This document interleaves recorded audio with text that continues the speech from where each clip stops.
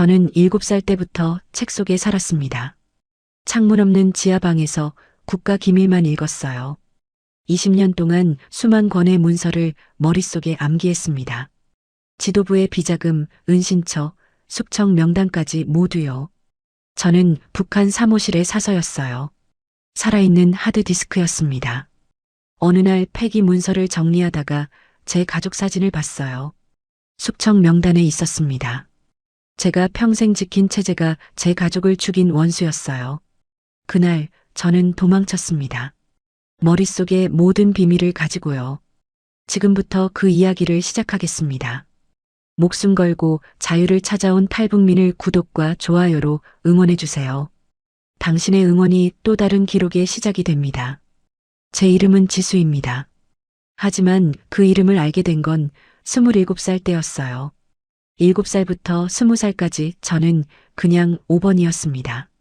부모님 얼굴을 기억하지 못해요. 제가 기억하는 첫 장면은 평양 외곽 지하시설의 좁은 방이었습니다. 보위부 산하 비밀 교육 수용소였어요. 창문이 없었습니다.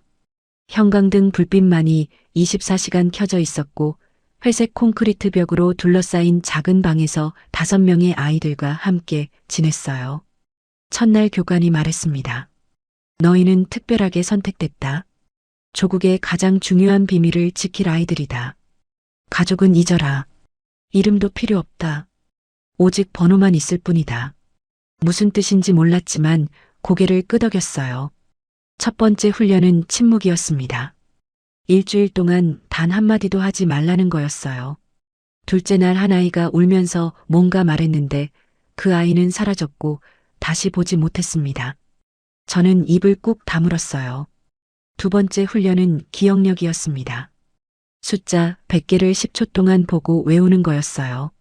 처음에는 20개밖에 못 외웠습니다. 틀리면 맞았어요. 한 달 후에는 100개를 모두 외울 수 있었습니다. 세 번째 훈련은 문서 분류였어요. 수천 장의 종이를 날짜별, 중요도별로 정리하는 겁니다.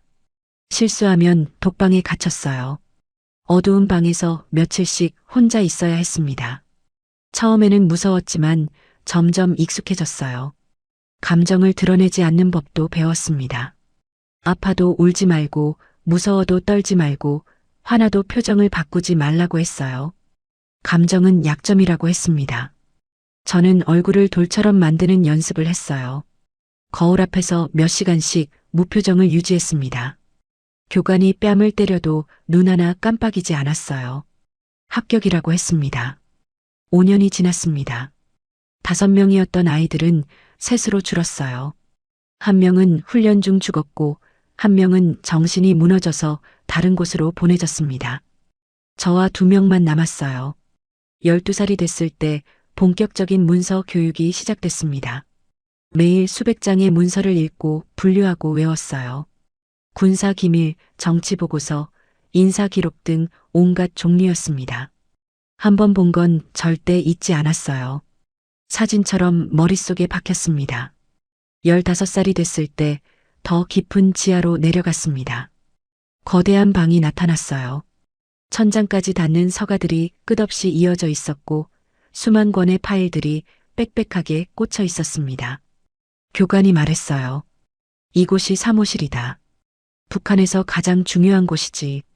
너희는 여기서 평생 일하게 될 거야. 이곳에는 김일성 일가의 비밀부터 고위 간부들의 비자금, 숙청 명단까지 모든 게 있다고 했습니다. 5년 동안 사무실에서 견습사서로 일했습니다. 매일 12시간씩 문서를 읽고 외우고 분류했어요. 지도부의 스위스 은행 계좌, 해외 비밀 안가 주소, 처형 대상자 명단 같은 것들이요. 처음에는 숨이 막혔습니다. 너무 끔찍한 내용들이었어요. 하지만 시간이 지나자 무감각해졌습니다. 그냥 글자일 뿐이었어요. 감정을 느끼는 법을 완전히 잊어버렸습니다. 20살이 됐을 때 정식 사무실 사서로 임명됐습니다. 다른 2명의 동기는 탈락했어요. 저만 선택받았습니다. 제 머릿속에는 이미 수만 건의 기밀이 저장돼 있었어요. 교관이 말했습니다. 5번, 너는 이제 국가의 가장 중요한 자산이야. 살아있는 기록 저장소지. 평생 이곳에서 일하게 될 거야. 밖으로 나갈 수는 없어. 내 머릿속에 너무 많은 비밀이 있으니까.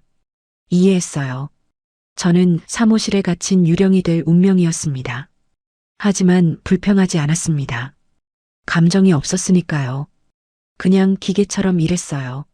본 것을 잊지 않고 감정을 드러내지 않고 문서를 분류하는 일만 했습니다. 세상은 제게 창문 없는 지하실이었고 태양은 차가운 형광등이었어요. 그게 제 전부였습니다. 20살부터 27살까지 저는 사무실의 유일한 사서였습니다. 평양 지하 50m에 있는 이곳은 북한 정권의 심장이었어요. 출입구는 단 하나뿐이었고 세 개의 철문을 통과해야 들어갈 수 있었습니다. 홍채 인식, 지문 인식, 음성 인식이 필요했어요. 저와 보위부 고위 간부 5명만 출입할 수 있었습니다. 내부는 축구장 2개 크기였고 천장까지 닿는 서가들이 미로처럼 이어져 있었어요. 각 서가마다 수백 개의 파일들이 꽂혀 있었습니다. 제 하루는 새벽 5시에 시작됐습니다. 지하 숙소에서 일어나 사무실로 출근했어요. 첫 번째 임무는 새로 들어온 문서를 분류하는 거였습니다. 매일 밤 보위부에서 새 기밀이 내려왔어요. 고위 간부의 해외 송금 내역, 숙청 대상자 명단, 핵시설 이전 계획 같은 것들이요. 저는 각 문서를 읽고 내용을 머릿속에 입력한 뒤 적절한 서가에 분류했습니다. 하루 평균 200건을 처리했어요. 컴퓨터보다 빨랐습니다. 두 번째 임무는 검색이었습니다. 상부에서 요청이 오면 해당 정보를 찾아내는 거였어요. 2012년 중국 단둥 비밀 계좌 내역이라는 요청이 오면 저는 머릿속 데이터베이스를 검색해서 정확한 위치를 말했습니다. 서가 347번, 세 번째 선반, 왼쪽에서 5번째 파일이라고요. 평균 3분 안에 찾았습니다. 제 기억력은 완벽했어요. 한 번 본 문서는 절대 잊지 않았습니다. 세 번째 임무는 암기였습니다. 특별히 중요한 문서는 원본을 소각하고 제 머릿속에만 보관했어요. 김정은의 스위스 비밀 계좌 27개, 후계자 후보 명단, 쿠데타 대비 시나리오 같은 것들이요. 저는 그 문서들을 수십 번 읽고 완벽하게 외운 다음 직접 불태웠습니다. 그러면 세상에서 그 정보를 아는 사람은 저뿐이었어요. 때로는 작성자도 숙청당해서 진짜로 저만 아는 경우도 있었습니다. 제 머릿속에는 7년 동안 축적된 기밀들이 가득했습니다. 지도부의 비자금 목록 3,400건, 해외 은신처 위치 89곳, 숙청 명단 8,247명, 비밀 계좌번호 수백 개요. 정권의 모든 더러운 비밀을 알고 있었어요. 고위 간부들의 성 착취 기록, 뇌물 수수 내역, 권력 투쟁 음모까지요. 아이러니했습니다. 세상에서 가장 힘없는 사람이 세상에서 가장 위험한 정보를 가지고 있었으니까요. 밥은 하루 한 끼만 줬습니다. 저녁 7시에요. 밥 한 공기와 김치, 된장찌개였습니다. 점심 대신 영양제를 줬어요. 배고픔을 억제하는 약이라고 했습니다. 실제로 배가 고프지 않았어요. 감정도 더 무뎌졌습니다. 그냥 기계처럼 일했어요. 친구도 동료도 없었습니다. 사무실에는 저 혼자뿐이었으니까요. 외로웠지만 외로움이 뭔지도 잘 몰랐습니다. 어느 날 김정은이 직접 사무실을 방문했습니다. 경호원들이 먼저 들어와서 확인하고 그 다음에 김정은이 들어왔어요. 저는 고개를 숙였습니다. 얼굴을 보면 안 됐어요. 김정은이 물었습니다. 내가 그 유명한 5번이구나. 얼마나 많이 외우고 있지? 대답했어요. 현재 총 72,483건의 기밀을 기억하고 있습니다. 김정은이 웃었습니다. 놀랍네. 너는 우리의 가장 중요한 자산이야. 잘 지켜라. 자산이라는 말이 귀에 박혔습니다. 사람이 아니라 자산이었어요. 27살이 됐을 때 상부에서 명령이 내려왔습니다. 1990년대 고위층 가게도 문서를 폐기하라는 거였어요. 오래됐고 더 이상 필요 없다고 했습니다. 저는 먼지 쌓인 상자를 열고 문서를 하나씩 꺼냈어요. 대부분 숙청된 사람들의 기록이었습니다. 빨간 줄이 그어진 이름들이 수백 개였어요. 마지막 페이지를 넘겼을 때 손이 멈췄습니다. 사진 한 장이 클립으로 붙어 있었어요. 젊은 부부가 어린 여자아이를 안고 있었습니다. 그리고 이름을 봤어요. 최영호, 한미숙, 최지수. 제 인생이 그 순간 무너졌습니다. 손이 떨렸습니다. 20살 동안 단 한 번도 떨어본 적 없는 손이요. 사진을 계속 쳐다봤어요. 남자는 군복을 입고 있었고 여자는 한복을 입고 있었습니다. 그리고 아이는 5살쯤 돼 보였어요. 아이 얼굴이 낯설지 않았습니다. 어딘가에서 본 것 같았어요. 거울에서요. 제 어린 시절 모습이었습니다. 문서를 읽었습니다.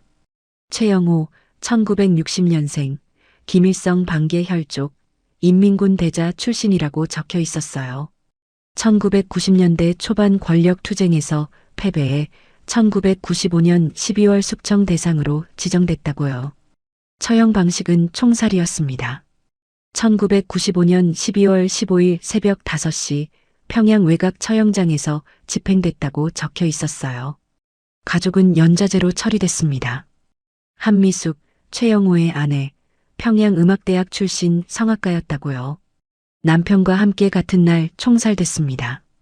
그리고 최지수, 1988년생, 7세 여아, 특수교육시설로 이송됐다고 적혀 있었어요. 1995년 12월 16일 보이부 산하비밀 수용소로 이관됐다고요. 심장이 미친 듯이 뛰기 시작했습니다. 숨이 막혔어요. 최지수, 제 이름이었습니다. 1988년생, 제 나이였어요. 7세 때 이송됐다는 건 제가 이곳에 온 시기와 정확히 일치했습니다. 사진을 다시 봤어요. 아이가 저였습니다. 확신했어요. 그럼 저 남자와 여자는 제 부모였습니다. 1995년 12월 15일 새벽 5시에 총살당한 부모님이요. 눈물이 났습니다. 20살 만에 처음 우는 거였어요. 감정을 느끼는 법을 잊어버렸다고 생각했는데 아니었습니다. 슬픔이 밀려왔어요. 분노도 함께요. 제가 평생 충성을 바친 체제가 제 부모를 죽인 살인자들이었습니다. 제가 7년 동안 지켜온 비밀들이 바로 제 가족을 멸문시킨 놈들의 더러운 비밀이었어요. 아이러니했습니다. 제가 암기한 수만 건의 기밀 중에는 아버지 처형 명령서도 있었을 거예요. 제가 직접 분류하고 외웠을지도 몰랐습니다. 문서를 더 읽었습니다. 최영호의 제목은 반당 반혁명 음모였다고 적혀 있었어요.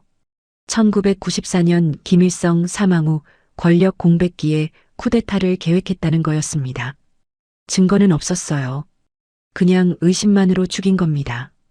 반계 혈족이라는 이유만으로 위협으로 간주됐던 거예요.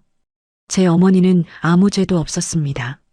그냥 최영호의 아내라는 이유만으로 함께 죽었어요. 그리고 저는 7세 아이였는데 연좌제로 이곳에 끌려와서 기계로 만들어졌습니다. 분노가 치솟았습니다. 20년 동안 억눌렀던 모든 감정이 한꺼번에 폭발했어요. 주먹을 쥐었습니다. 문서를 움켜쥐었어요. 찍고 싶었습니다. 불태우고 싶었어요.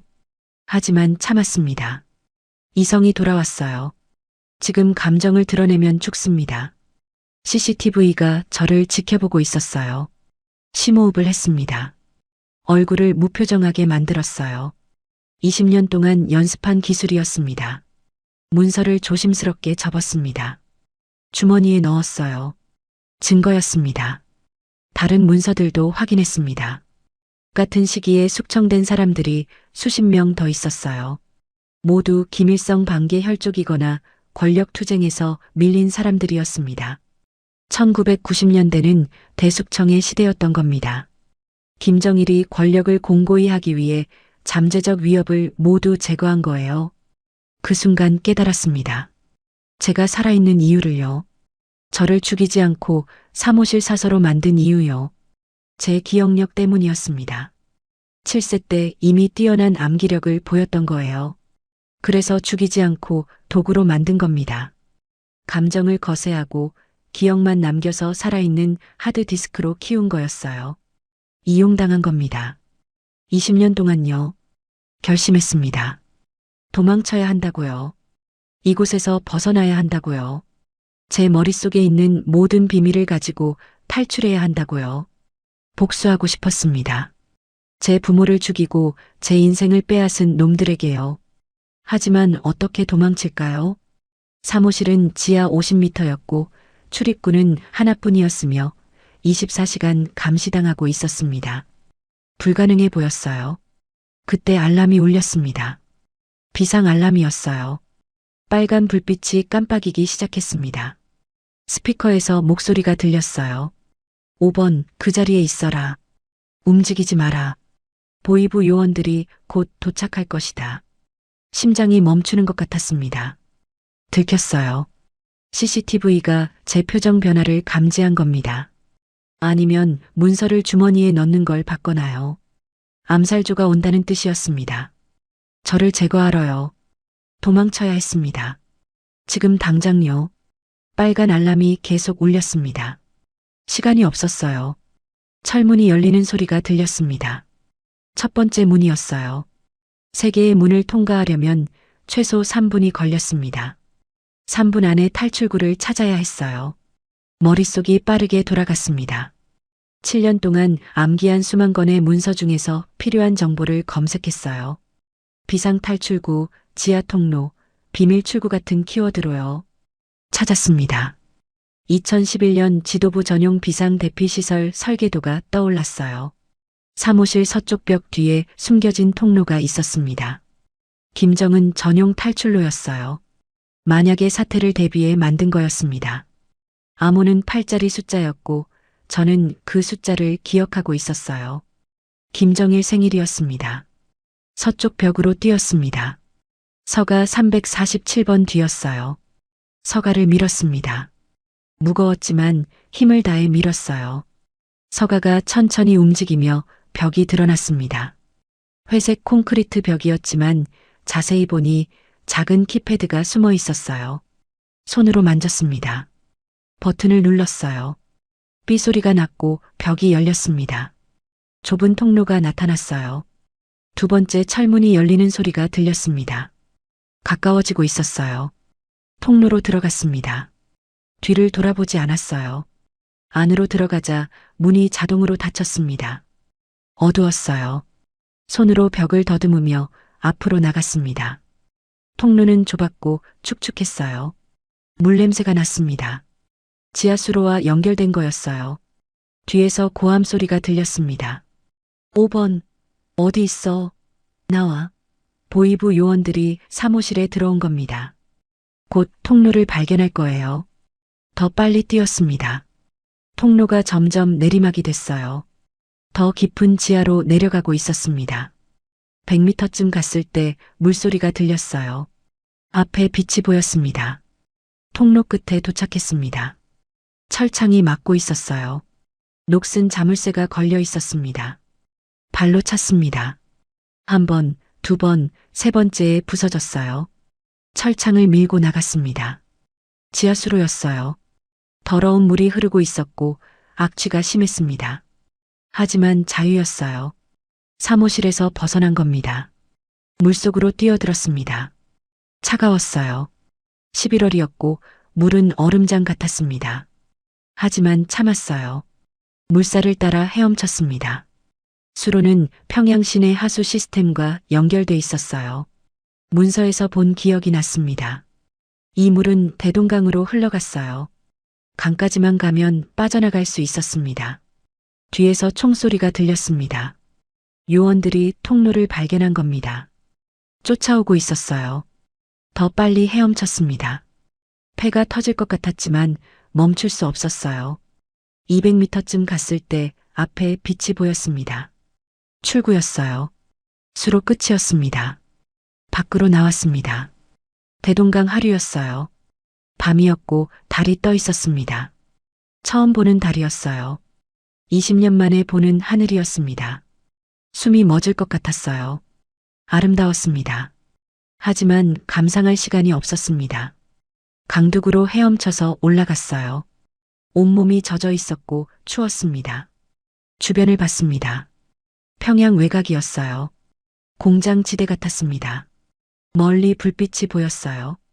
주택가였습니다. 그쪽으로 뛰었습니다.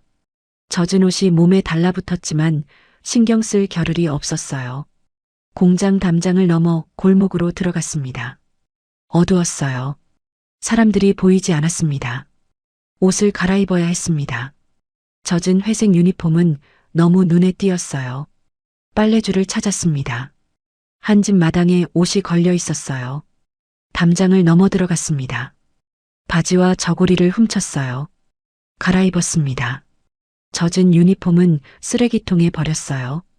이제 평범한 평양 여자처럼 보였습니다. 어디로 가야 할까요? 평양은 통제가 심했어요. 검문소가 곳곳에 있었고 신분증 검사가 수시로 있었습니다. 제게는 신분증이 없었어요. 사무실 사서는 공식적으로 존재하지 않는 사람이었으니까요. 머릿속을 뒤졌습니다. 2018년 보이부 전산망 구조도가 떠올랐어요. 신분 등록 시스템의 허점을 기억해냈습니다. 죽은 사람의 신분을 쓸 수 있었어요. 사망 신고가 됐지만 전산에서 삭제되지 않은 사람들이 있었습니다. 행정 오류였어요. 그중 한 명의 정보가 기억났습니다. 박순희 1988년생 2015년 교통사고로 사망했지만 전산에는 살아있는 걸로 나와 있었어요. 주민등록번호도 기억했습니다. 그 신분을 쓰기로 했어요. 하지만 신분증이 필요했습니다. 위조 신분증을요. 머릿속에서 또 다른 정보를 찾았어요. 2016년 보이부가 단속한 위조 전문가 명단이 떠올랐습니다. 그중 한 명이 평양에 살고 있었어요. 이름은 최철수였고 주소도 기억했습니다. 평천구역 어딘가였어요. 그를 찾아가야 했습니다. 하지만 지금은 너무 위험했어요. 보이부가 평양 전역에 비상을 걸었을 겁니다. 검문이 강화될 거예요. 숨어야 했습니다. 며칠 동안요. 버려진 건물을 찾았어요. 공장 창고 같았습니다. 문이 부서져 있었어요. 안으로 들어갔습니다. 어두웠지만 안전해 보였어요. 구석에 앉았습니다. 처음으로 멈춘 거였어요. 숨을 돌렸습니다. 손이 떨렸어요. 주머니에서 부모님 사진을 꺼냈습니다. 달빛에 비춰봤어요. 엄마, 아빠라고 속으로 불렀습니다. 처음 부르는 말이었어요. 눈물이 났습니다. 꼭 살아남겠다고 다짐했어요. 복수하겠다고요. 이 사진을 세상에 알리겠다고요. 밤새 잠을 자지 못했습니다. 너무 추웠고 무서웠어요. 하지만 살아 있었습니다. 사무실을 벗어났어요. 이제 시작이었습니다. 사흘 동안 창고에 숨어 있었습니다. 밤에만 나가서 음식을 구했어요.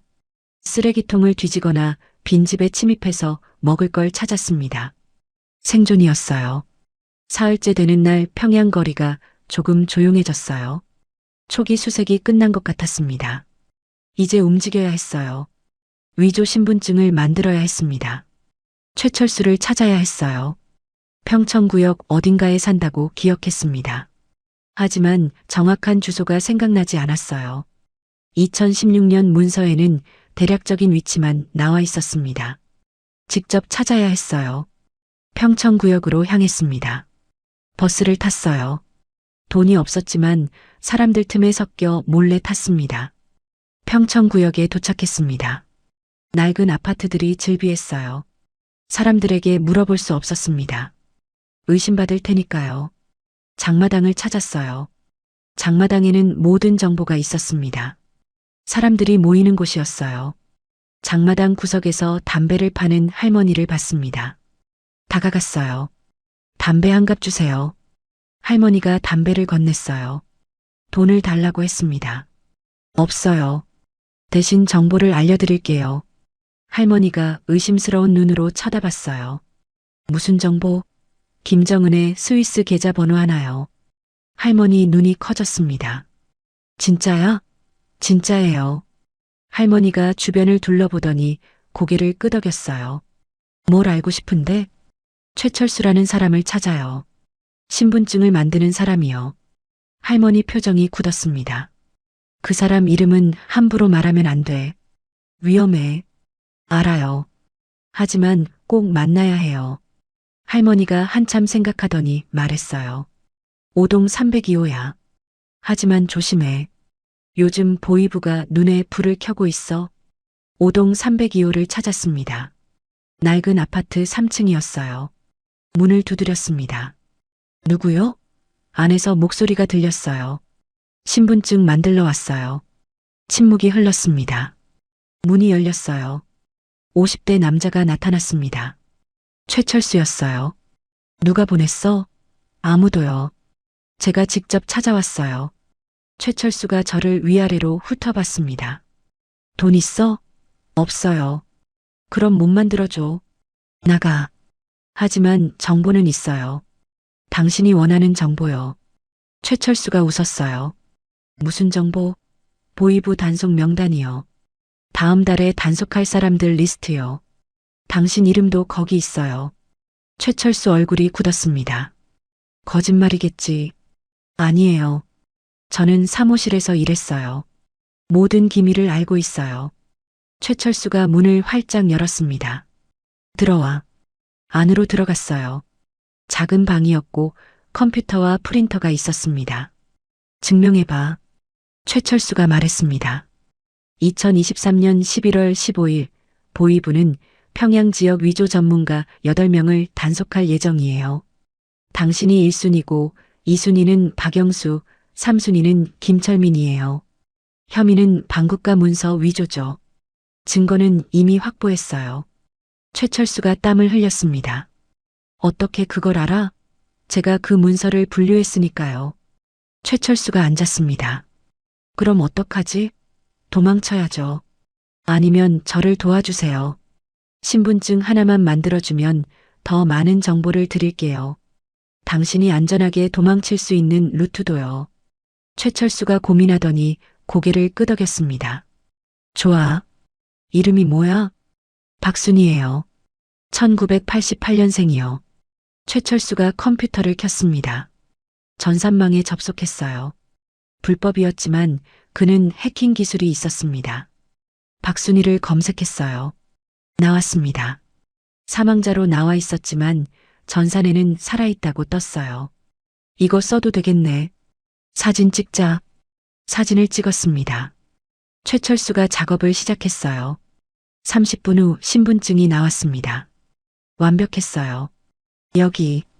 이제 너는 박순이야. 고마워요. 그런데 어디로 갈 거야? 북쪽이요. 함경도 쪽으로요. 거기서 국경을 넘을 거예요. 최철수가 메모지에 뭔가 적었습니다. 이거 가져가. 해산 쪽에 믿을 만한 브로커가 있어. 이 암호를 말하면 도와줄 거야. 고마워요. 정말요. 그런데 당신도 빨리 도망치세요.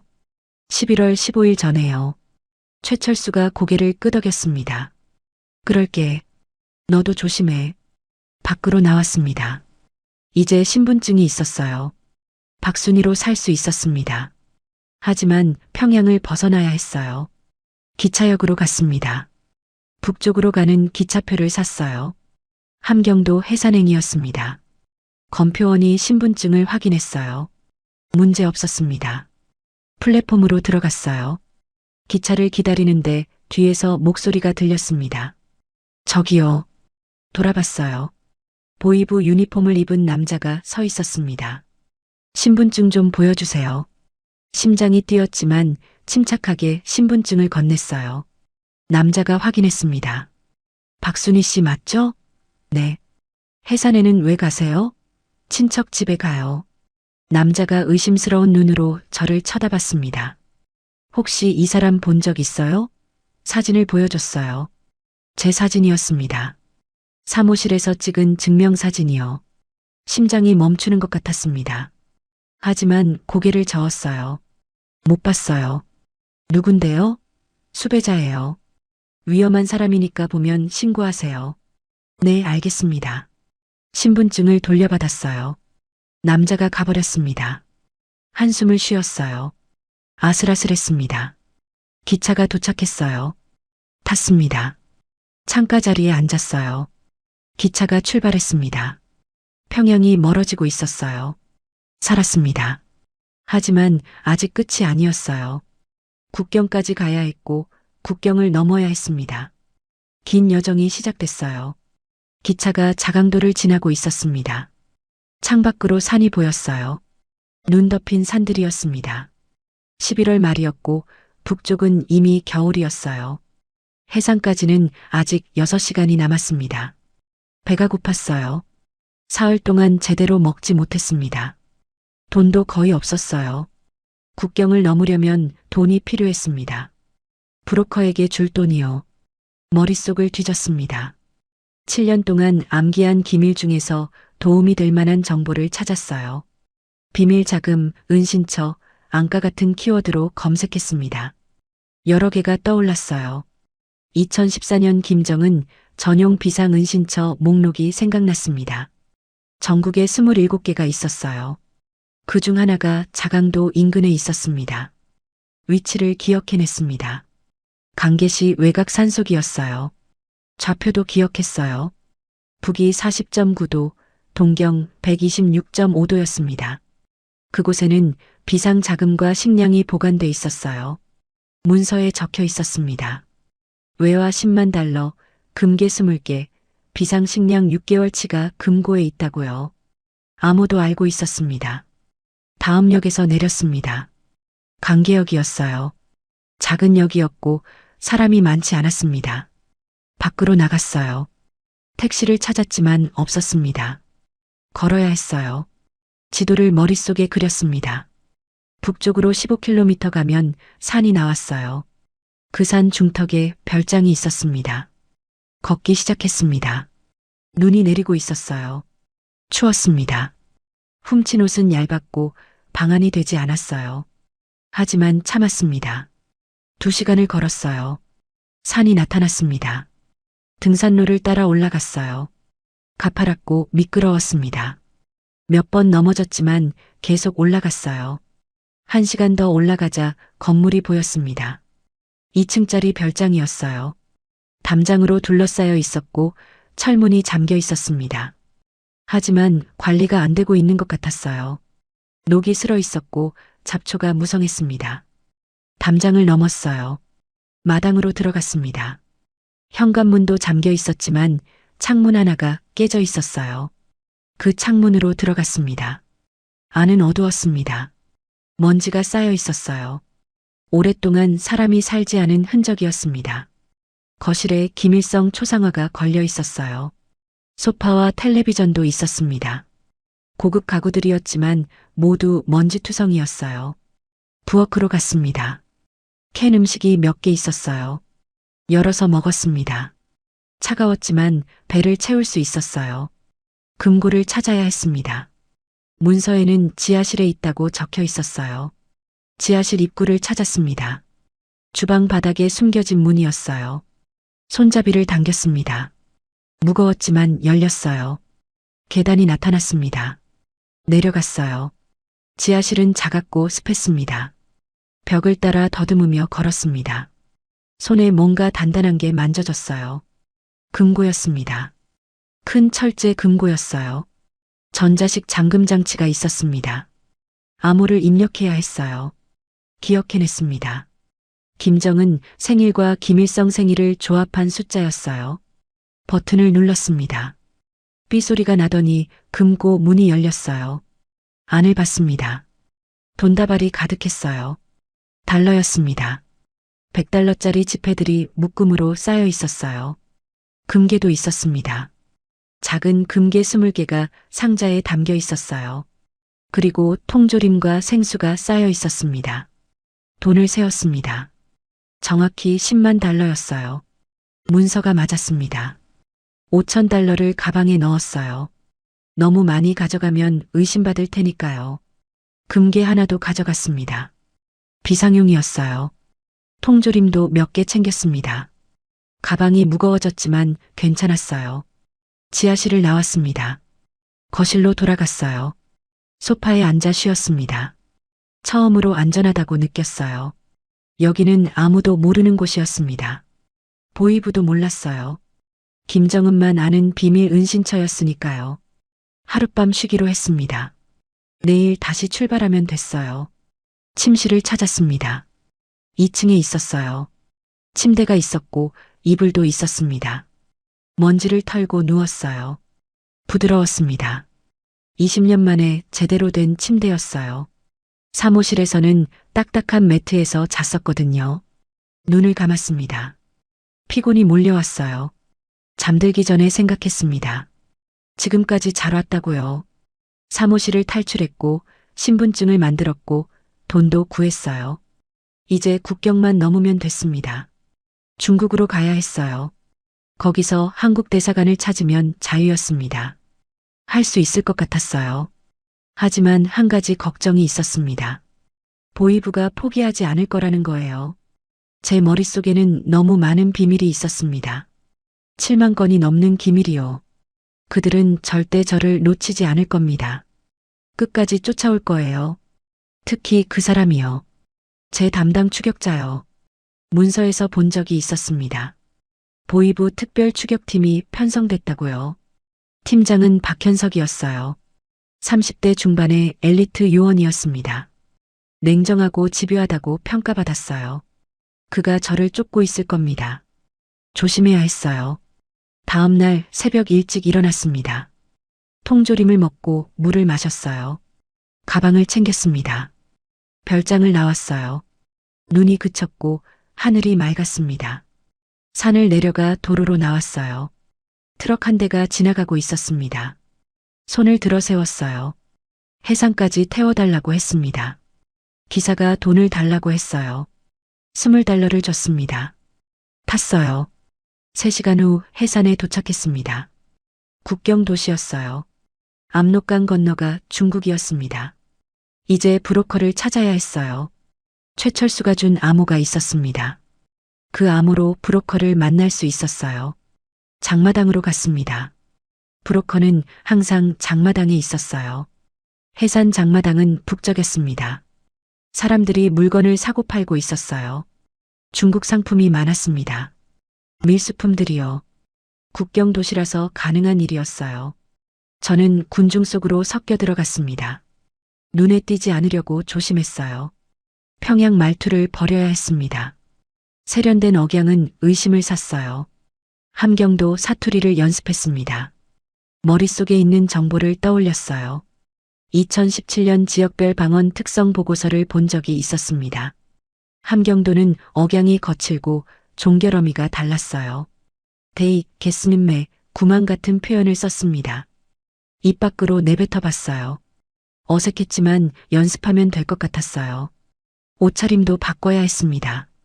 너무 깨끗했어요. 장마당 상인들은 낡고 더러운 옷을 입었습니다. 한갑한 데에서 헌 옷을 샀어요. 기름때 묻은 작업복과 낡은 두루마기였습니다. $1 주고 샀어요. 공중화 장실에서 갈아입었습니다. 거울을 봤어요.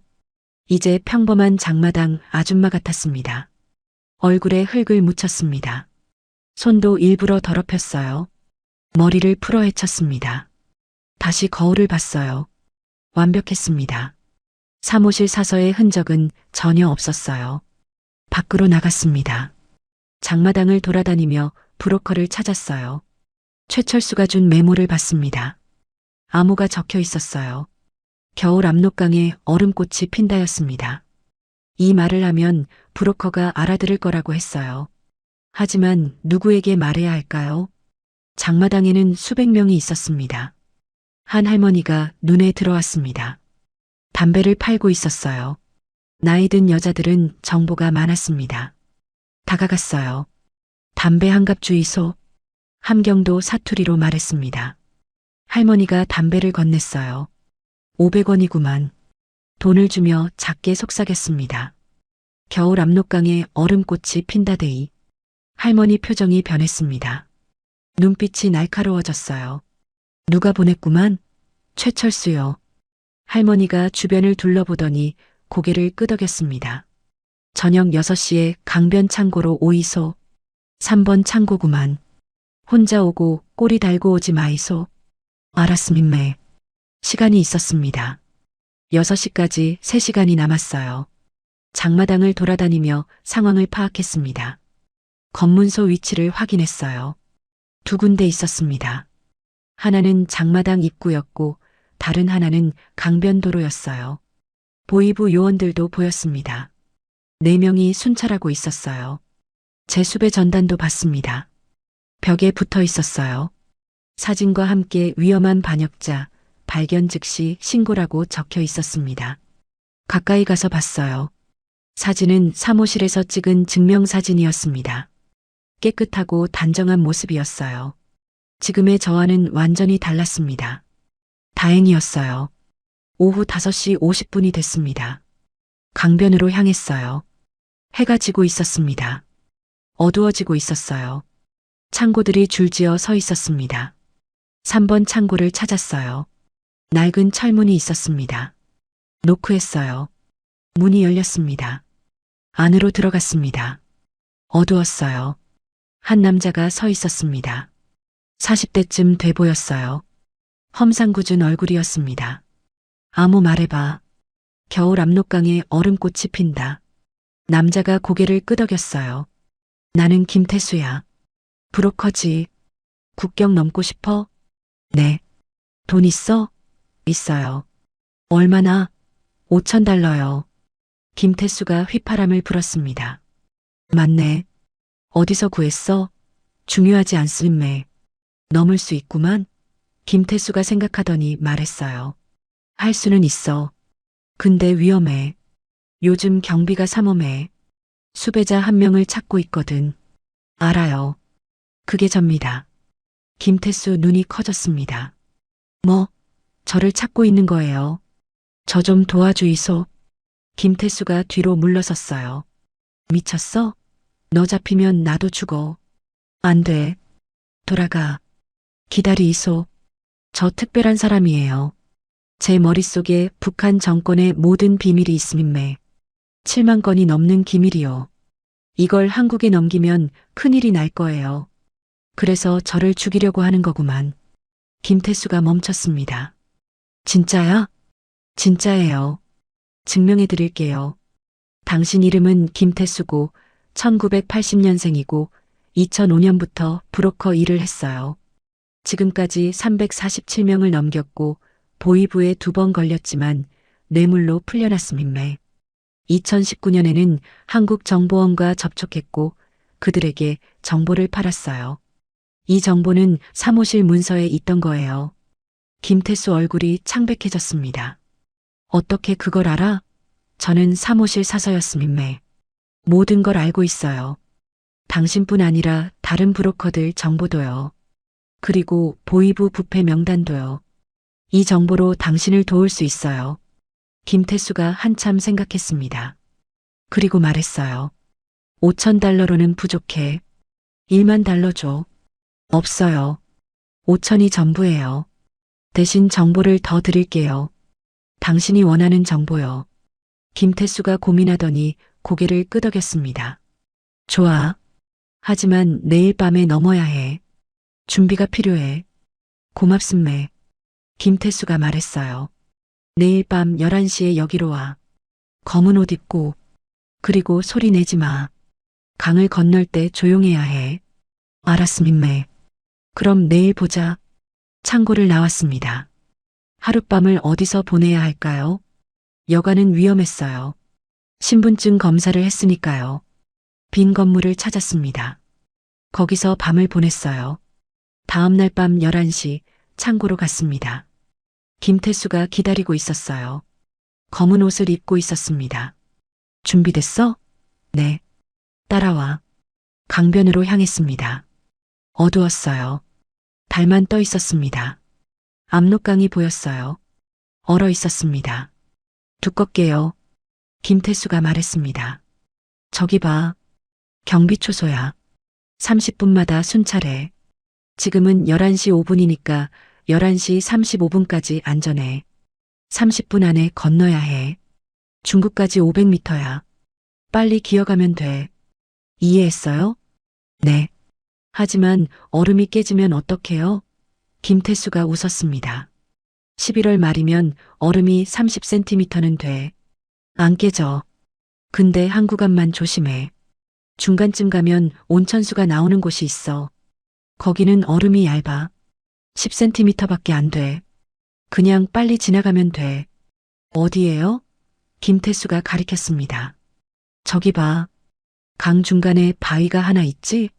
그 바위 왼쪽이야. 20m쯤 돼. 그 구간만 조심하면 돼. 알았어요. 그럼 가자. 11시 10분이었어요. 강으로 내려갔습니다. 얼음 위에 올라섰어요. 미끄러웠습니다. 엎드려서 기어가기 시작했어요. 추웠어요. 영하 30도였습니다. 손이 얼어붙는 것 같았어요. 하지만 계속 갔습니다. 김태수도 옆에서 기어가고 있었어요. 100m쯤 갔을 때 뒤에서 불빛이 보였습니다. 서치라이트였어요. 경비초소에서 쏘는 거였습니다. 불빛이 강 위를 훑고 있었어요. 엎드렸습니다. 움직이지 않았어요. 불빛이 지나갔습니다. 다시 기어갔어요. 200m쯤 갔을 때 김태수가 속삭였습니다.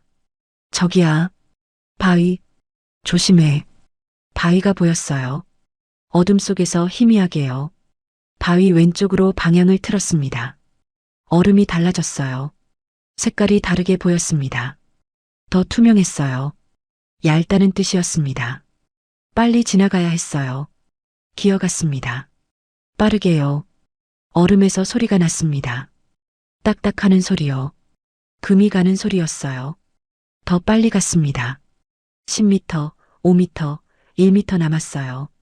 거의 다 지났습니다. 그때 뒤에서 목소리가 들렸습니다. 거기서 돌아봤어요. 한 남자가 강둑에 서 있었습니다. 군복을 입고 있었어요. 총을 겨누고 있었습니다. 보이부 요원이었어요. 움직이지 마. 총 쏜다. 김태수가 속삭였습니다. 계속 가. 나는 괜찮아. 하지만 요원이 총을 쐈어요. 총알이 얼음에 박혔습니다. 제 옆이었어요. 다시 쐈습니다. 김태수가 맞았어요. 어깨에서 피가 흘렀습니다.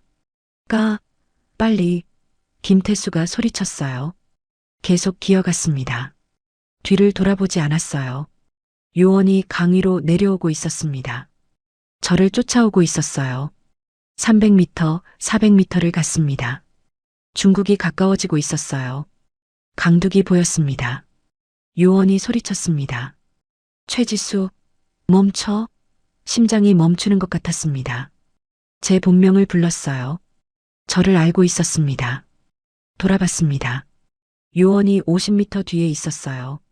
얼굴이 보였습니다. 30대 중반쯤 돼 보였어요. 박현석이었습니다. 제 추격자요. 현석이 말했습니다. 내가 아무리 도망쳐도 소용없어. 우리는 끝까지 쫓아갈 거야. 내 머릿속에 있는 걸 절대 놓치지 않아. 돌아와. 순순히 따라오면 편하게 죽여줄게. 대답하지 않았습니다. 계속 기어갔어요. 현석이 총을 겨눴습니다. 쏘려는 거였어요. 그 순간 소리쳤습니다. 당신 아버지 최영수도 1995년에 똑같이 죽었어요. 총살로요. 보이부가 죽였어요. 당신 어머니 박순자도요. 현석이 멈췄습니다.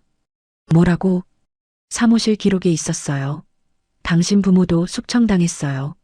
당신도 저처럼 이용당한 거예요. 보이부에게요. 현석 손이 떨렸습니다. 거짓말이야. 아니에요. 1995년 12월 23일 평양 외곽 처형장에서 총살됐어요. 죄목은 반당 음모였고요. 증거도 없었어요. 그냥 의심만으로 죽인 거예요. 현석 얼굴이 일그러졌습니다. 총구가 흔들렸어요. 당신은 7살 때 같은 수용소로 보내졌어요. 저와 같은 곳으로요. 우리는 둘 다 피해자예요. 이용당한 거예요. 현석이 총을 내렸습니다. 고개를 떨어뜨렸어요. 그 틈을 놓치지 않았습니다. 일어나서 뛰었어요. 마지막 100m였습니다. 현석이 소리쳤습니다.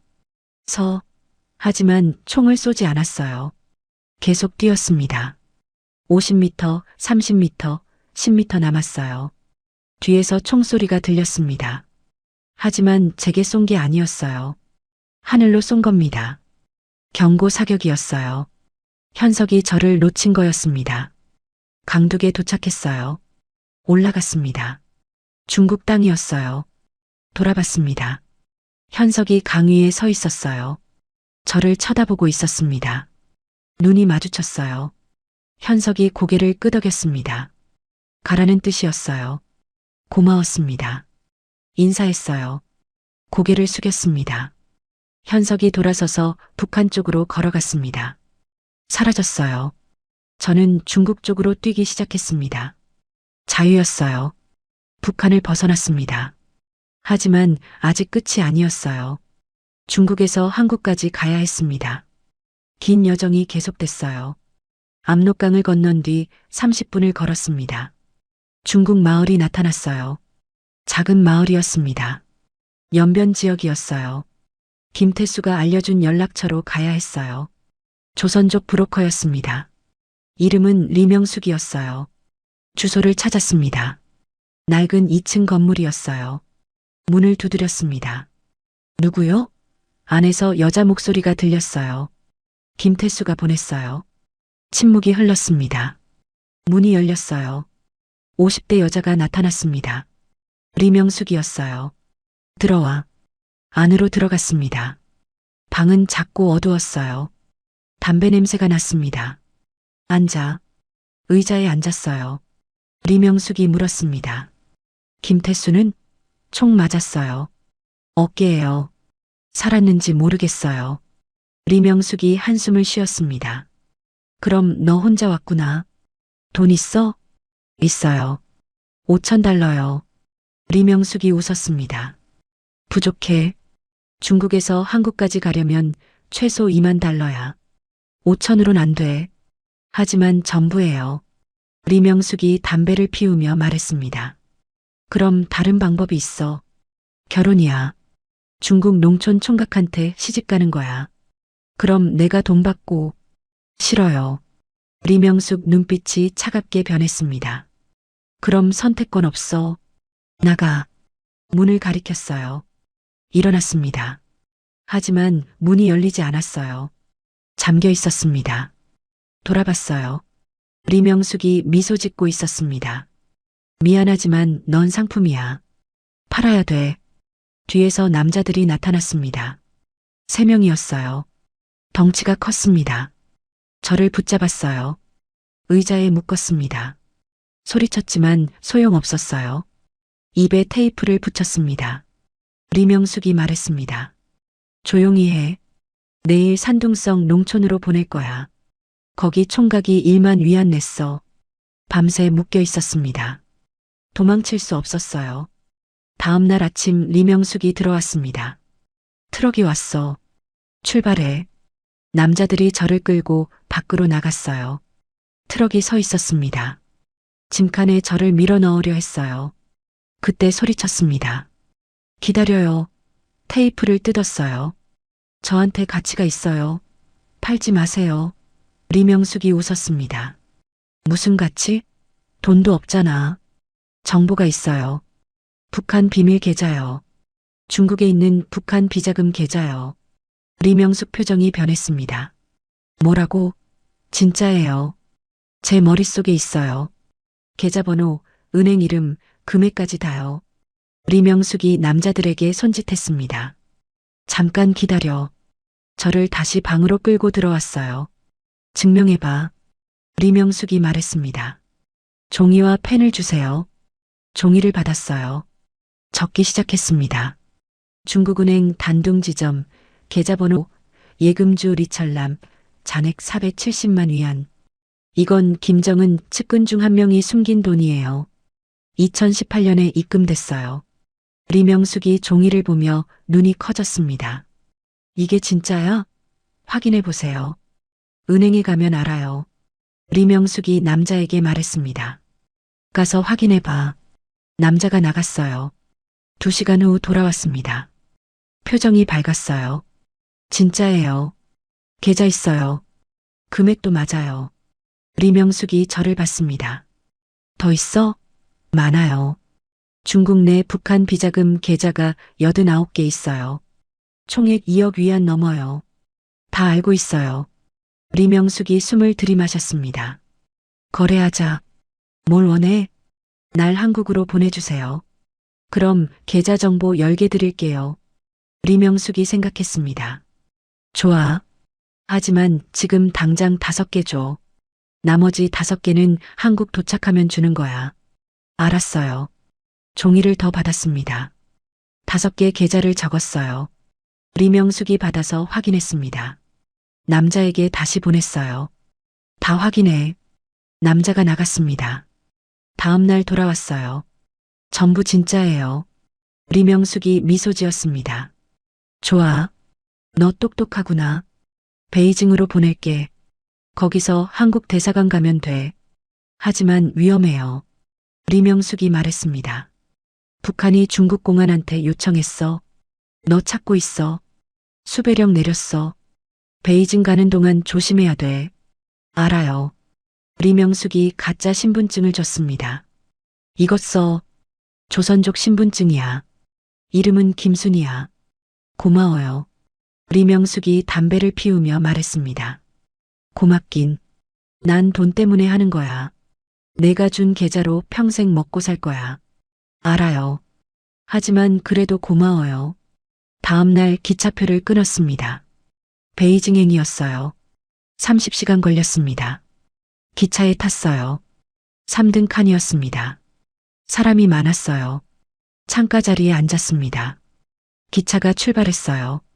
중국 내륙으로 들어가고 있었습니다. 한국까지는 아직 멀었지만 한 걸음씩 가고 있었어요. 30시간 후 베이징에 도착했습니다. 베이징역은 거대했어요. 사람들로 가득 찼습니다. 군중 속으로 섞여 들어갔어요. 한국 대사관을 찾아야 했습니다. 위치를 알고 있었어요. 2019년 해외 공간 주소록을 본 적이 있었습니다. 차오양구 동직문회대로에 있었어요. 하지만 바로 갈 수 없었습니다. 위험했어요. 북한이 중국 공안과 협력하고 있었습니다. 대사관 주변을 감시하고 있을 거예요. 조심해야 했습니다. 일단 숙소를 찾았어요. 싼 여관이었습니다. 하룻밤 묵기로 했어요. 방에 들어가 쉬고 있는데 TV에서 뉴스가 나왔습니다. 중국어였지만 이해할 수 있었어요. 사무실에서 중국어 문서도 많이 봤었거든요. 뉴스 내용이 충격적이었습니다. 북한 고위급 탈북자가 베이징에 나타났다는 거였어요. 각국 정보기관이 움직이고 있다고 했습니다. 제 얘기였습니다. 북한이 정보를 흘린 거예요. 의도적으로요. 제가 가진 정보 때문이었습니다. 7만 건의 기밀이요. 미국도 한국도 중국도 원할 겁니다. 이제 베이징은 전쟁터가 됐어요. 저를 차지하기 위한 정보 전쟁이요. 밖으로 나갔습니다. 거리를 걸었어요. 뒤를 확인했습니다. 누군가 따라오는 것 같았어요. 3명이었습니다. 한 명은 서양인 같았고, 한 명은 동양인이었고, 한 명은 중국인 같았어요. CIA, 국정원, 그리고 북한 요원일 가능성이 높았습니다. 군중 속으로 들어갔습니다. 지하철역으로 갔어요. 계단을 내려가서 전철을 탔습니다. 문이 닫히기 직전에 뛰어내렸어요. 따라오던 사람들이 전철에 갇혔습니다. 따돌렸어요. 다시 거리로 나왔습니다. 다른 방법이 필요했습니다. 한 세력에게만 정보를 주면 위험했어요. 다른 세력들이 저를 제거하려 할 겁니다. 균형을 맞춰야 했습니다. 모두에게 조금씩 정보를 흘려서 서로 견제하게 만들어야 했어요. PC방을 찾았습니다. 중국에도 PC방이 있었어요. 들어가서 컴퓨터를 켰습니다. 이메일을 만들었어요. 익명 이메일이요. 그리고 3곳에 메일을 보냈습니다. 미국 대사관, 한국 대사관, 그리고 중국 공안이요. 제목은 사무실 기밀정보 제공이었습니다. 내용은 간단했어요. 저는 북한 사무실 사서였고 7만 건의 기밀을 알고 있다고요. 정보를 나눠드릴 수 있다고요. 하지만 조건이 있다고 했습니다. 안전을 보장해 달라고요. 그리고 샘플을 줬습니다. 각 나라에 관련된 정보를요. 미국에는 북한의 미국 내 공작원 명단 3명을 줬어요. 한국에는 남북 비밀 접촉 기록을 줬습니다. 중국에는 북한 고위층의 중국 내 비자금 계좌를 줬어요. 모두 진짜 정보였습니다. PC방을 나왔습니다. 30분 후 휴대폰을 샀어요. 중국 선불폰이었습니다. 이메일을 확인했습니다. 답장이 와 있었어요. 3곳 모두에서요. 빨랐습니다. 모두 만나자고 했어요. 정보를 더 달라고요. 미국 CIA에게 답장했습니다. 내일 오후 2시 왕푸진 거리 스타벅스에서 만나자고요. 한국 국정원에게는 오후 4시 같은 장소라고 했습니다. 중국 공안에게는 오후 6시라고 했어요. 시간차를 뒀습니다. 한 번에 만나면 위험했으니까요. 다음 날 오후 2시 스타벅스에 갔습니다. 구석 자리에 앉았어요. 미국인이 들어왔습니다. 30대 남자였어요. 정장을 입고 있었습니다. 다가와서 앉았어요. 지수 씨? 네. 저는 CIA 베이징 지부 존슨입니다. 악수했어요. 정보를 더 주실 수 있나요? 존슨이 물었습니다. 네. 하지만 조건이 있어요. 뭔가요? 저를 미국으로 보내주세요. 망명시켜주세요. 존슨이 고개를 저었습니다. 어려워요. 한국인이잖아요. 한국으로 가는 게 맞아요. 하지만 한국은 북한과 가까워요. 위험해요. 생각해 볼게요. 일단 정보를 더 주세요. 샘플로요. 종이를 꺼냈습니다. 적었어요. 북한의 중동 무기 거래 내역이었습니다. 시리아, 이란과의 밀거래 기록이요. 존슨 눈이 커졌습니다. 이건 대단한데요. 더 있어요? 많아요. 하지만 안전이 보장돼야줘요. 존슨이 고개를 끄덕였습니다. 알겠어요. 상부에 보고할게요. 연락드릴게요. 일어나서 나갔어요. 오후 4시 같은 장소에서 한국 국정원 요원을 만났습니다. 40대 남자였어요. 이름은 김민수였습니다. 지수 씨, 한국으로 가시죠. 우리가 보호해드릴게요. 정말요? 물론이죠. 당신은 대한민국 국민이에요. 하지만 북한이 가만히 있을까요? 김민수가 미소 지었습니다. 걱정 마세요. 우리가 지킵니다. 정보를 주세요. 종이를 꺼냈습니다. 북한의 남한내 공작 조직 명단을 적었어요. 김민수 얼굴이 굳었습니다. 이게 진짜예요? 진짜예요. 확인해 보세요. 오후 6시 중국 공안을 만났습니다. 50대 남자였어요. 이름은 왕리였습니다. 우리는 당신을 추방할 수도 있어요. 북한 요청이 있으니까. 하지만 정보를 주면 생각해 볼게요. 종이를 깨냈습니다. 북한 고위층의 중국 내 부동산 목록을 적었어요. 왕리가 받아서 봤습니다. 흥미롭네요. 집으로 돌아갔습니다. 아니, 여관으로요. 피곤했어요. 하지만 잘 수 없었습니다. 밤에 누군가 문을 두드렸어요. 조심스럽게 문을 열었습니다. 한국 요원 김민수였어요. 빨리 나오세요. 위험해요. 뭐가요? 북한 암살조가 왔어요. 이 여관 주변에 있어요. 지금 나가야 해요. 짐을 챙겼습니다. 따라 나갔어요. 뒷문으로 나갔습니다. 차가 대기하고 있었어요. 탔습니다. 차가 출발했어요. 어디로 가요? 물었습니다. 안전한 곳이요. 한국 대사관 근처에요. 내일 대사관으로 들어가면 돼요. 고마워요. 김민수가 말했습니다. 당신은 우리에게 너무 중요해요. 꼭 지킬 겁니다. 안전가옥에 도착했습니다. 작은 아파트였어요. 베이징 외곽이었습니다. 김민수가 말했습니다. 여기서 오늘 밤 쉬세요. 내일 아침 일찍 대사관으로 갈 거예요. 제 동료가 지킬 겁니다. 안심하세요. 고마워요. 김민수가 나갔어요. 방에는 한 여자가 있었습니다. 30대쯤 돼 보였어요. 미소를 지으며 인사했습니다. 안녕하세요. 저는 박지연이에요. 국정원 요원이에요. 오늘 밤 여기서 함께 있을 거예요. 안녕하세요. 지수예요. 앉으세요. 소파에 앉았어요. 박지연이 차를 끓여줬습니다. 마셔요. 피곤하시죠? 받아서 마셨어요. 따뜻했습니다. 고마워요. 박지연이 옆에 앉았어요. 힘드셨죠? 여기까지 오시느라. 네. 정말 힘들었어요. 하지만 이제 안전해요. 내일이면 대사관에 갈 수 있어요. 박지연이 물었습니다. 사무실이 정말 그렇게 비밀스러워요? 네. 지하 50m에 있어요. 출입구가 하나뿐이고요. 대단하네요. 거기서 정말 모든 기밀을 보셨어요? 네. 7년 동안 매일 봤어요. 박지연이 관심 있는 표정을 지었습니다. 대화를 계속했습니다. 박지연은 친절했어요. 이것저것 물어봤습니다. 탈출 과정, 중국에서 겪은 일, 정보 내용 같은 것들이요. 대답했어요. 조심스럽게요. 너무 많이 말하면 안 됐으니까요. 1시간쯤 지났을 때 박지연이 말했습니다. 화장실 다녀와도 돼요? 네. 물론이죠. 박지연이 일어나 화장실로 갔어요. 혼자 남았습니다. 차를 마시며 생각했어요. 내일이면 자유예요. 대사관만 가면요. 그때 뭔가 이상하다는 느낌이 들었습니다. 박지연이 한 말 중에요. 모든 기밀을 보셨어요? 라고 물었을 때요. 억양이 약간 이상했어요. 보셨어요? 부분이요. 미묘하게 달랐습니다.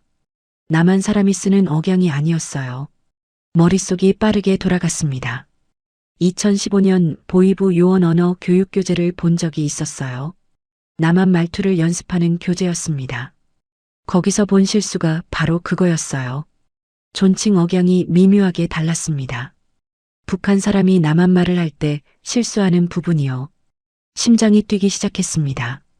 박지연이 가짜일 수도 있었어요. 보이부 요원일 가능성이요. 함정이었습니다.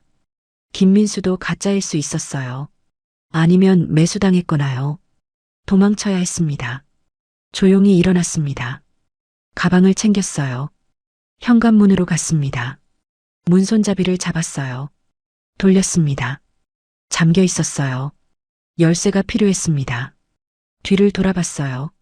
열쇠가 탁자 위에 있었습니다. 가져오려는데 화장실 문이 열렸습니다. 박지연이 나왔어요. 저를 봤습니다. 어디 가세요? 목소리가 달라졌어요. 차가워졌습니다. 화장실이요. 거짓말 마세요. 도망가려 했죠. 박지연이 총을 꺼냈습니다. 권총이었어요. 겨눴습니다. 앉으세요. 조용히요. 선택이 없었습니다. 앉았어요. 박지연이 다가왔습니다. 당신 누구예요? 물었습니다. 박지연이 미소 지었습니다. 보이부 6국 소속 송미화예요. 당신을 데려가러 왔어요. 김민수는요? 우리 편이에요. 돈을 많이 줬거든요. 중국 공안도 매수했어요. 당신은 갈 곳이 없어요. 순순히 따라오세요. 평양으로 돌아가는 겁니다. 돌아가면 어떻게 돼요? 송미화가 웃었습니다. 죽겠죠. 당연히요. 시간을 벌어야 했습니다. 정보를 드릴게요. 원하는 거 다요. 머릿속에 있는 거 전부요. 송미화가 고개를 저었습니다. 필요 없어요. 당신이 살아있으면 위험해요. 차라리 죽이는 게 나아요. 총구가 제 이마를 겨눴습니다. 숨이 막혔어요. 하지만 포기할 수 없었습니다. 순간적으로 몸을 낮췄어요. 옆으로 굴렀습니다. 총소리가 났어요. 총알이 소파에 박혔습니다. 일어나서 송미화에게 달려들었어요. 송미화가 다시 쏘려 했습니다. 손목을 잡았어요. 비틀었습니다. 총이 떨어졌어요. 송미화가 주먹을 날렸습니다. 얼굴에 맞았어요. 아팠지만 참았습니다.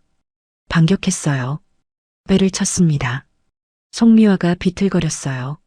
탁자 위에 열쇠를 잡았습니다. 문으로 뛰었어요. 열쇠를 넣고 돌렸습니다. 문이 열렸어요. 뒤에서 송미화가 달려왔습니다. 나갔습니다. 계단을 뛰어 내려갔어요. 5층이었습니다. 빠르게 내려갔어요. 1층에 도착해서 밖으로 나갔습니다. 거리였어요. 밤이었고 사람이 없었습니다. 뛰기 시작했어요. 뒤에서 송미화가 쫓아오고 있었습니다. 계속 뛰었어요. 큰 길로 나갔습니다. 택시를 잡았어요. 탔습니다. 한국 대사관으로요. 빨리요. 기사가 출발했어요. 뒤를 봤습니다. 송미화가 거리에 서서 저를 쳐다보고 있었어요. 따라오지 않았습니다. 도망쳤어요. 하지만 이제 정말 위험했습니다. 국정원도 믿을 수 없었어요. 혼자 대사관까지 가야 했습니다. 택시가 한국 대사관 근처에 멈췄습니다. 더 가까이 갈 수 없었어요. 경찰이 막고 있었습니다. 내렸어요. 걸어가야 했습니다. 대사관이 보였어요. 200m 앞이었습니다. 하지만 도저히 갈 수 없었어요. 중국 공안이 대사관 주변을 포위하고 있었습니다. 검문소가 3곳이나 있었어요. 군중 속에 섞였습니다. 관찰했어요. 경비가 삼엄했습니다. 모든 사람의 신분증을 검사하고 있었어요. 제 얼굴을 알고 있을 겁니다. 북한이 사진을 줬을 테니까요. 정면으로는 갈 수 없었습니다. 다른 방법을 생각했습니다. 머릿속을 뒤졌어요. 7만 건의 기밀 중에서 도움이 될 만한 정보를요. 2020년 북한 비밀교신 암호 체계가 떠올랐습니다. 지도부가 긴급 상황에서 사용하는 암호였어요. 그 암호를 이용하면 주목을 끌 수 있었습니다. 대사관 앞 전광판이 보였습니다. 광고를 띄우고 있었어요. 해킹할 수 있을까요? 머릿속에서 2018년 보위부 사이버전 교범을 떠올렸습니다. 중국 전광판 시스템 해킹 방법이 나와 있었어요. 가능했습니다. PC방을 찾았습니다. 가까운 곳에 있었어요. 들어가서 컴퓨터를 켰습니다. 프로그램을 다운받았어요. 해킹 툴이었습니다. 전광판 제어 시스템에 접속했습니다. 비밀번호를 뚫었어요. 10분 걸렸습니다. 성공했어요. 메시지를 입력했습니다. 북한 비밀교신 암호였어요. 백두산 1호 긴급 귀환 요청. 좌표 39.9, 116.4, 사무실 기밀 보유. 즉시 보호 요청. 이 암호는 세계 정보기관들이 주목하는 코드였습니다. 특히 사무실이라는 단어는 민감했어요. 전송 버튼을 눌렀습니다. 대사관 앞 전광판이 바뀌었어요. 제 메시지가 떴습니다. 크게요. 사람들이 쳐다보기 시작했습니다. 스마트폰으로 찍었어요. SNS에 올렸습니다. 순식간에 퍼져나갔어요. 10분 후 언론이 몰려왔습니다. 중국 언론, 외국 언론 할 것 없이 다 왔어요. 카메라를 들고 대사관 앞을 찍었습니다. 전광판을 찍었어요. 무슨 의미냐고 떠들고 있었습니다. 완벽했어요. 이제 전 세계가 지켜보고 있었습니다. PC방을 나왔습니다. 대사관 앞으로 갔어요. 언론이 가득했습니다. 카메라가 수십 대였어요. 군중 속으로 섞여 들어갔습니다. 천천히 대사관 정문 쪽으로 이동했어요.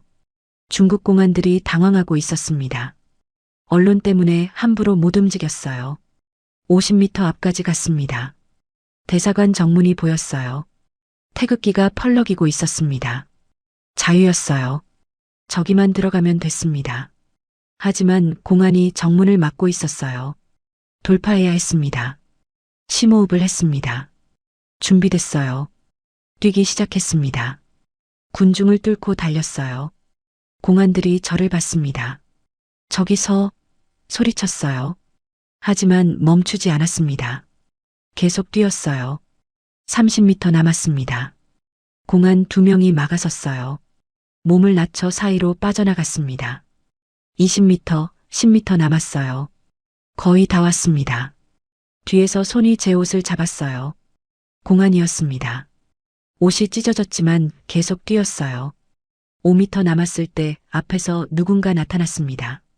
정문역 골목에서요. 남자였습니다. 박현석이었어요. 제 추격자요. 총을 들고 있었습니다. 겨눴어요. 멈췄습니다. 숨이 차올랐어요. 현석아. 불렀습니다. 이름으로요. 현석 눈이 흔들렸습니다. 당신 부모님 얘기 기억해요? 압록강에서 제가 한 말이요. 다 진짜예요. 확인해 봤어요? 현석이 대답하지 않았습니다. 하지만 총구가 떨렸어요. 당신 가족 명단도 알아요. 현석 얼굴이 굳었습니다. 동생 박현주, 1992년생, 2015년에 탈북 시도하다 잡혔어요. 지금 회령 정치범수용소 18호에 있어요. 수감번호 4780이에요. 어머니 박순자도 같이 있어요. 수감번호 4781이에요. 현석 손이 떨렸습니다. 거짓말이지. 아니에요. 사무실 문서에 있었어요. 2015년 11월 23일 수감됐어요. 죄목은 탈북 시도와 반국가 음모였어요. 당신은 보위부 요원이니까 연좌제를 면했지만 가족은 수용소에 갇힌 거예요. 눈물이 현석 눈에 맺혔습니다. 총이 내려갔어요. 가. 작게 말했습니다. 빨리 가. 고마워요. 돌아서서 뛰었습니다. 마지막 5미터였어요. 대사관 정문이 열렸습니다. 한국 경비원이 나왔어요. 손을 내밀었습니다. 손을 잡았습니다. 끌어당겼어요. 안으로 들어갔습니다. 철문이 닫혔어요. 중국 공안들이 문을 두드렸습니다. 하지만 열지 않았어요. 대사관 안은 한국 땅이었습니다. 안전했어요. 바닥에 주저앉았습니다. 숨을 헐떡였어요. 해냈습니다. 대사관에 들어왔어요. 경비원이 물었습니다. 괜찮으세요? 괜찮아요. 탈북자예요. 보호해주세요. 경비원이 무전기로 누군가를 불렀습니다. 영사님이 나왔습니다. 50대 남자였어요. 환영합니다. 들어오세요. 안으로 안내했어요. 깨끗한 건물이었습니다. 사무실로 갔어요. 앉으라고 했습니다. 물을 줬어요. 마셨습니다. 이름이 어떻게 되세요? 최지수예요. 북한 사무실 사서였어요. 영사님 눈이 커졌습니다. 사무실이요? 전광판 메시지가 당신이었어요? 네. 영사님이 전화를 들었습니다. 서울에 급히 보고해야겠습니다. 당신은 매우 중요한 분이에요.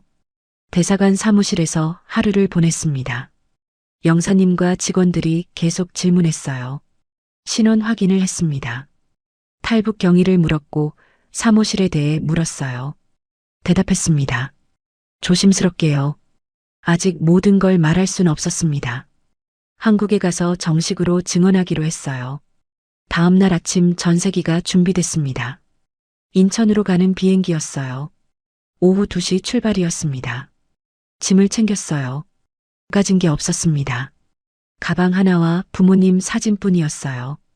영사님이 말했습니다. 차가 대기하고 있어요. 공항으로 가시죠. 밖으로 나갔습니다. 대사관 정문이었어요. 차가 서 있었습니다. 검은 SUV였어요. 탔습니다. 영사님도 함께 탔어요. 차가 출발하려는 순간 밖에서 소리가 들렸습니다. 잠깐만요. 창문으로 봤습니다. 한 남자가 달려오고 있었어요. 박현석이었습니다.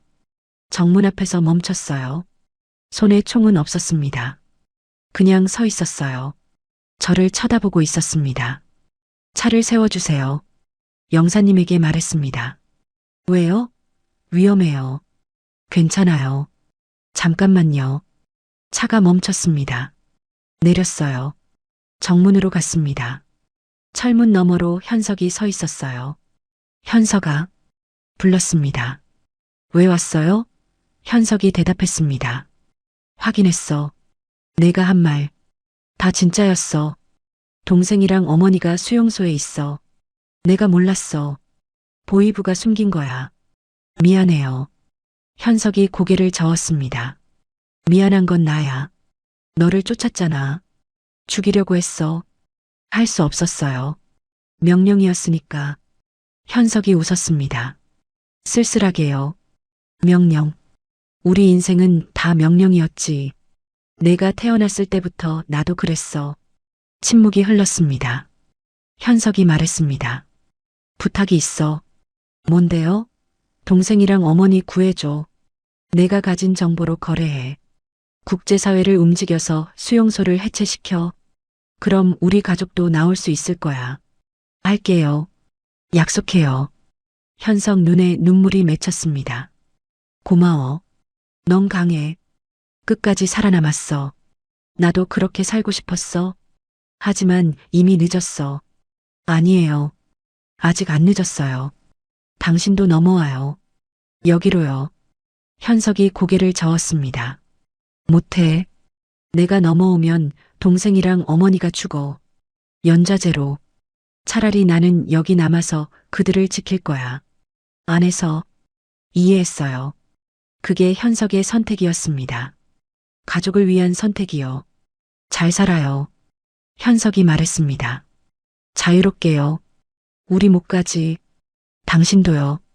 언젠가 다시 만나요. 자유로운 곳에서요. 현석이 미소 지었습니다. 그래. 그런 날이 오면 좋겠네. 손을 들어 인사했습니다. 저도 손을 들었어요. 현석이 돌아서서 걸어갔습니다. 멀어지고 있었어요. 뒷모습을 봤습니다. 외로워 보였어요. 하지만 씩씩했습니다. 사라질 때까지 지켜봤어요. 차로 돌아갔습니다. 탔어요. 출발하자. 영사님에게 말했습니다. 차가 출발했습니다. 베이징 공항으로 향했어요. 1시간 걸렸습니다. 공항에 도착했어요. VIP 게이트를 통과했습니다. 전세기가 대기하고 있었어요. 작은 비행기였지만 태극기가 그려져 있었습니다. 탔습니다. 좌석에 앉았어요. 안전벨트를 맸습니다. 승무원이 인사했어요. 환영합니다. 곧 출발합니다. 창밖을 봤어요. 중국 땅이 보였습니다. 마지막으로 보는 중국이었어요. 엔진이 돌기 시작했습니다. 비행기가 움직였어요. 활주로로 나갔습니다. 속도를 냈어요. 점점 빨라졌습니다. 그리고 떠올랐어요. 하늘로요. 창밖을 봤습니다. 베이징이 작아지고 있었어요. 멀어지고 있었습니다. 구름 위로 올라갔습니다. 하늘이 파랬어요. 아름다웠습니다. 자유의 하늘이었어요. 눈을 감았습니다. 부모님 사진을 꺼냈어요. 만졌습니다. 엄마, 아빠 해냈어요. 저 살아남았어요. 속으로 말했습니다. 2시간 후 기내 방송이 나왔습니다. 곧 인천공항에 도착합니다. 안전벨트를 착용해 주세요. 눈을 떴어요. 창밖을 봤습니다. 육지가 보였어요. 한국이었습니다. 고향이었어요. 27년 만에 돌아온 고향이요. 비행기가 내려가기 시작했습니다. 점점 낮아졌어요. 건물들이 보였습니다. 도시였어요. 불빛들이 반짝이고 있었습니다. 아름다웠어요. 활주로가 보였습니다. 바퀴가 땅에 닿았어요. 덜컹거렸습니다. 멈췄어요. 도착했습니다. 대한민국에요. 인천공항에 내렸습니다. VIP 입국장이었어요. 통일부 직원들이 기다리고 있었습니다. 환영합니다. 대한민국에 오신 걸 환영합니다. 악수했어요. 고마워요. 정말 고마워요. 목이 메었습니다. 입국 절차를 밟았습니다.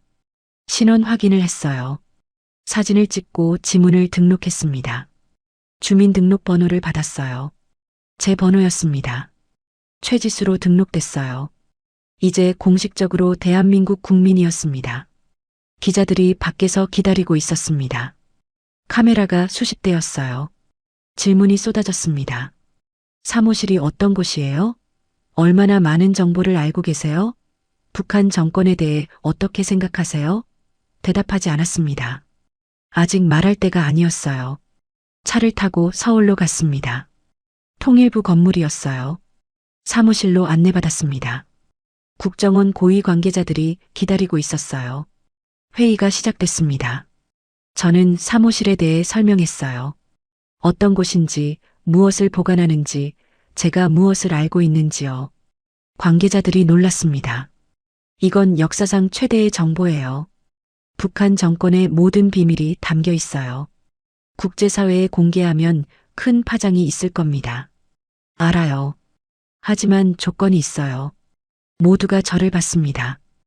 첫째, 제 부모님의 명예를 회복시켜 주세요. 그분들은 반역자가 아니었어요. 정치 투쟁의 희생자였어요. 둘째, 북한 정치범 수용소를 해체시켜 주세요. 거기 갇힌 사람들을 구해 주세요. 박현석의 가족도 포함해서요. 셋째, 저는 평범하게 살고 싶어요. 유령처럼 살지 않고 사람으로 살고 싶어요. 관계자들이 고개를 끄덕였습니다. 약속드립니다. 최선을 다하겠습니다. 고마워요. 그럼 시작하죠. 증언을 시작했습니다. 7만 건의 기밀을요. 하나하나 말했어요. 김정은의 비자금, 고위층 부패, 해외 불법 거래, 핵시설, 수용소 실태까지요. 한 달 동안 증언했습니다. 매일 8시간씩요. 녹음됐고 기록됐어요. 국정원이 검증했습니다. 모두 사실이었어요. 놀라운 정보였습니다. 유엔에 보고됐고 미국, 중국, 일본에도 전달됐어요. 국제사회가 움직이기 시작했습니다. 석 달 후 유엔 안보리가 소집됐습니다. 북한 인권 문제가 의제였어요. 제 증언이 핵심 증거였습니다. 결의안이 통과됐어요. 북한에 대한 제재가 강화됐고 정치범 수용소 해체를 요구했습니다. 변화가 시작됐어요. 저는 하나원에서 3개월을 보냈습니다.